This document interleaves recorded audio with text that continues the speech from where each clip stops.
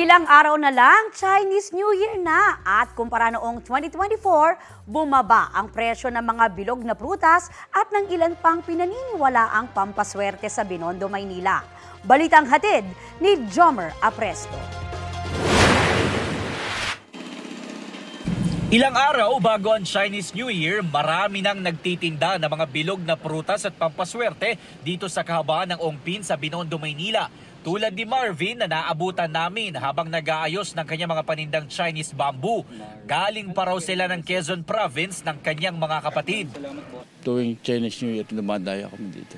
Sabi daw po ito, hagdan daw ni Buddha ang paniniwala ng Chinese. Mabibili ang kanyang Chinese bamboo sa halagang 100 pesos per bundle. Kung medyo may budget ka naman, pwede kang bumili ng mga halaman ni Marvin na nasa 800 hanggang 1,000 pesos. Kung gusto naman ay mga bilog na prutas, marami na rin ang nagtitinda niyan dito sa Binondo. Pero ang presyo nito, tumaas ba o bumaba? Bumaba yung presyo ngayon. Di katulad ng dati. Base sa presyo ng mga nagtitinda dito, kabilang sa mga bumaba ang cherry na nasa 1,000 pesos ang kilo mula sa dating 1,200 pesos. 150 pesos naman ang ibinaba ng kada kilo ng peach na nasa 500 pesos ngayon. Ang atis bumaba naman sa 1,500 pesos ang kilo mula sa dating 1,600 pesos. 50 pesos naman ang ibinaba ng kada kilo ng honeydew at dragon fruit.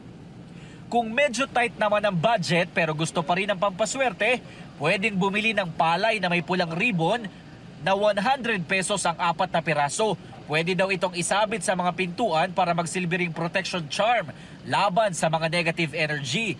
Meron din ditong pinya na nasa 150 pesos ang kada piraso, luya na nasa 200 pesos at gabi na nasa 300 pesos.